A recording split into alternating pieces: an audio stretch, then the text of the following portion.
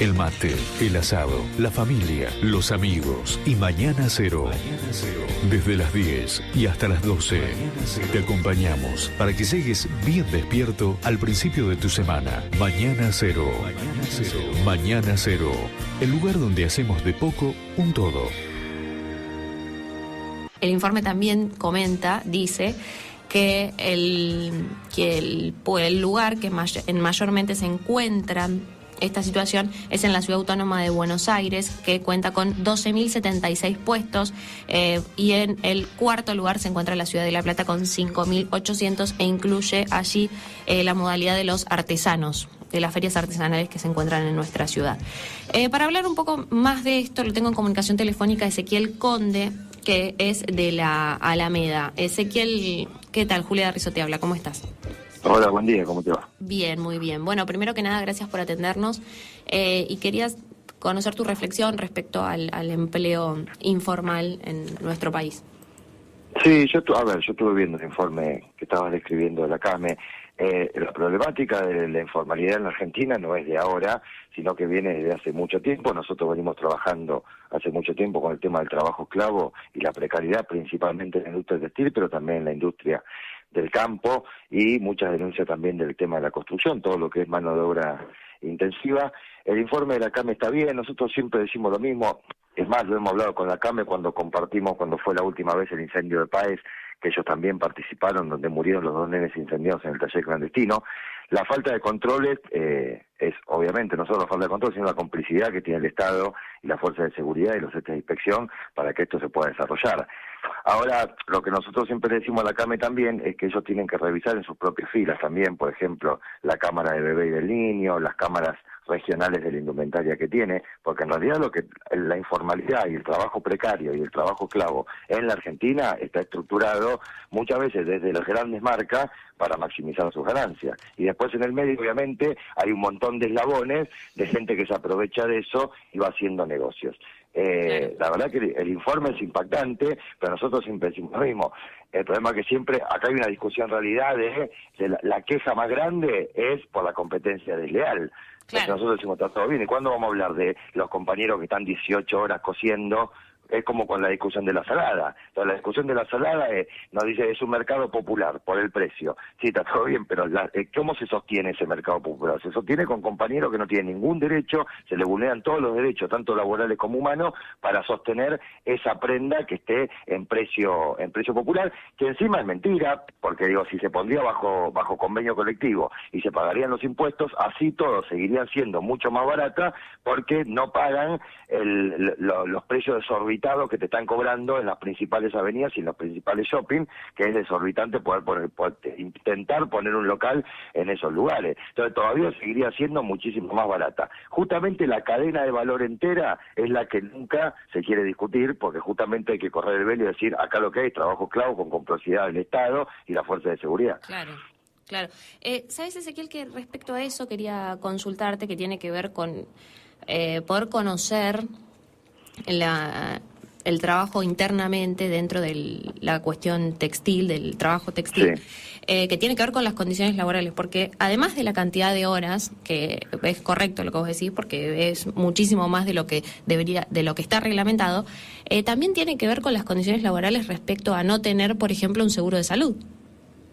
No solo un seguro de salud, no se tiene absolutamente nada. De lo que contempla la ley de contrato de trabajo, la ley de asociaciones sindicales y los convenios colectivos de la rama no tienen absolutamente ningún derecho contemplado. Pero no solo eso, se les violan derechos humanos, se les viola el derecho a la libertad, se les sacan los documentos, se lo tienen cerrado. Entonces lo que estamos hablando es de un círculo mafioso que en realidad lo que hace es captar a los compañeros, encerrarlos en los talleres y hacerlos trabajar para maximizar la ganancia. Entonces hay una mezcla de no solo no tienen ningún derecho laboral y las condiciones son espantosas, condiciones de seguridad e higiene que es lo que nos lleva todo el tiempo a escuchar que se incendió este taller, que se incendió el otro taller, porque nosotros sale en la tele cuando nada más como en el caso de Luis Vial hace 10 años atrás, o el caso de Páez el año pasado, cuando se incendia un taller y fallece alguna persona, es que sale y está en la tapa pública, pero incendiarse talleres, se incendian todo el tiempo, problemas de salud que tienen tanto los constructores como sus hijos por estar encerrados sin ventilación, sin condiciones dignas,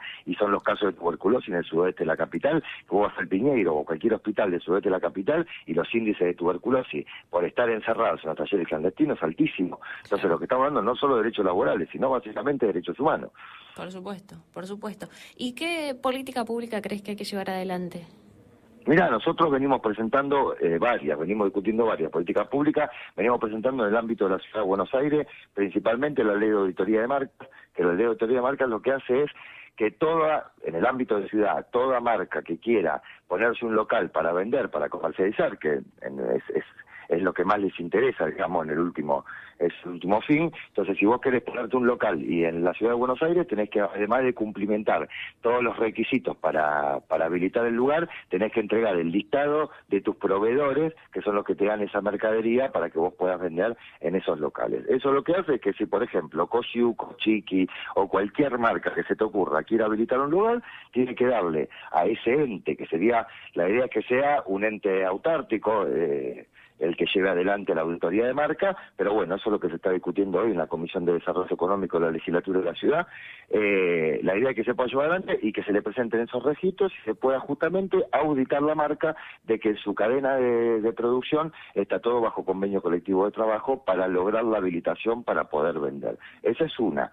La otra es la ley de proveedores del Estado, porque uno de los máximos que utilizan trabajo esclavo para la vestimenta es el mismo Estado. Nosotros muchas veces hemos encontrado un montón de talleres que cocinan para la Policía Federal, para la bonaerense, claro, para la Gendarmería, para la Prefectura.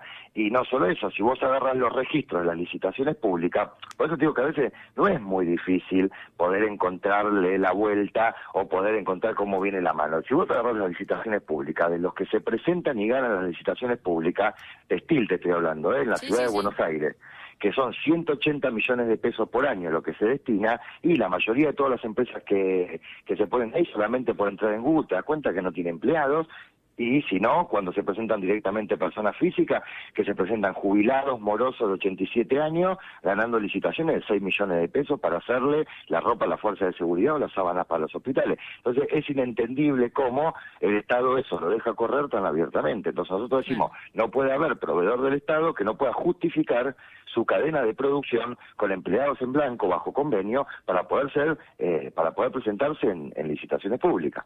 Y la creación de los polos textiles, que para nosotros, principalmente en la industria textil, que tenemos un promedio del 78% de industria en negro, sería muy bueno para el avance contra el trabajo esclavo, frente a allanamientos y incautaciones de máquinas y reutilización de esas máquinas, ¿verdad? Poder tener un polo administrado por el Estado, como hay la experiencia en Barracas, acá el Centro Demostrativo de Indumentaria en el INTI, donde funciona un predio administrado por el Estado y funcionan 10 cooperativas adentro, muchos de los cuales compañeros que antes estaban en talleres clandestinos, y al ser liberados del taller clandestino pudieron rápidamente reinsertarse laboralmente ahí. Después tenés otro problema, que es la falta de la reglamentación de la ley de trata y el cumplimiento de asistencia a la víctima, que eso es lo que no funciona desde que se creó la ley de trata, que eso es un gran freno para que el combate contra el trabajo esclavo y contra el trabajo precario pueda avanzar. Claro. Acá, escuchándote y haciendo un análisis de la situación, creo que para mí es un problema de acceso, en este sentido, te explico. Creo que el mercado informal o la economía informal de las personas hay que combatirla. Hay que combatirla porque las personas se merecen tener distintos derechos y distintos cuidados y demás. Pero la realidad es que hoy el Estado no está generando el acceso que le permita a la gente poder elegir esa economía formal. Hoy la gente quizás tenga que recorrer los caminos informales porque tiene un acceso mayor a eso que un acceso a economías formales o a derechos formales de trabajo. Entonces, si no es el Estado el que genera esa posibilidad y ese acceso, entonces estos números van a seguir creciendo. Sí, el problema es que muchas veces el Estado es cómplice, por eso te digo, en realidad sin la complicidad del Estado todo es muy difícil que funcione. Nosotros cuando discutimos con los vecinos, es más, en tema, si lo querés, por el lado de la seguridad, cuando dice la seguridad porque el Estado no está presente, nosotros decimos el Estado está presente, pero el problema es de qué manera está presente el Estado. Claro. Y le decíamos siempre un ejemplo, vayan a una plaza y pónganse a vender lapicera y van a ver que a los 5 minutos le cae la FIP, si no le cae la FIP, le cae la Agencia Gubernamental de Control, y si no le cae la Subsecretaría de Trabajo, ¿entendés? O te cae la Metropolitana, o te cae la Federal, digo, a los 5 minutos, diciéndote que tenés que pagar tanto para poder estar vendiendo ahí. Entonces digo, el Estado está, el problema es que el Estado muchas veces en esto es muy cómplice, y desde los mayores esferas hasta las menores, digo, desde la justicia y desde el Poder Ejecutivo hasta los inspectores de calle, que depende de la zona, lo que se van haciendo son zonas propias, donde van armando cajas negras, que a veces sube para arriba y a veces se reparte entre los mismos entidades de inspección. Entonces digo, ese es el problema. Digo, el Estado no solo que no genera, sino que el Estado además es cómplice de justamente todo esto, porque se podría llevar adelante tranquilamente distintas políticas públicas. Ahora, hay allanamiento, por ejemplo, vos ves un allanamiento de vez en cuando que es para mostrar que se está haciendo algo, que no sé qué, pero no ves realmente ni medidas integrales, que es lo que yo te decía con el tema de la ley de trata. Claro.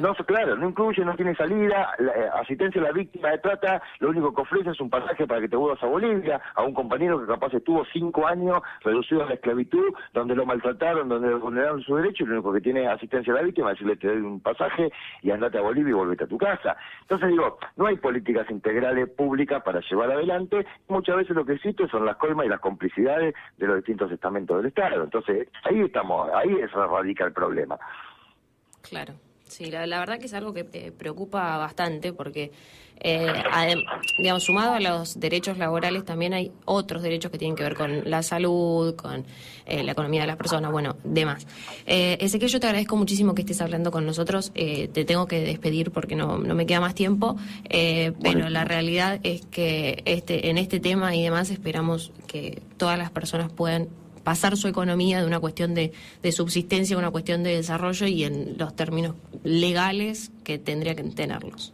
Nosotros también en eso estamos trabajando, así que te agradezco muchísimo. Un beso grande, entonces. Un abrazo. Ezequiel Conde pasaba de la Fundación La Alameda hablando del empleo informal acá en el aire de Mañana Cero.